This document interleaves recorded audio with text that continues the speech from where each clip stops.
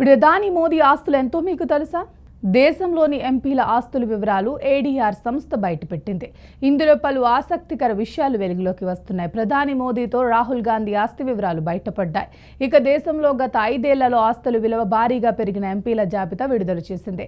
రాజకీయ నాయకులపై ఉన్న కేసులు, ఆస్తులు, ఇతర విషయాల గురించి అసోసియేషన్ ఫర్ డెమోక్రటిక్ రిపోర్ట్ అనే సంస్థ ఎప్పుడు ఒక ఇంట్రెస్టింగ్ ఫ్యాక్ట్ వెల్లడిస్తూనే ఉంటుంది.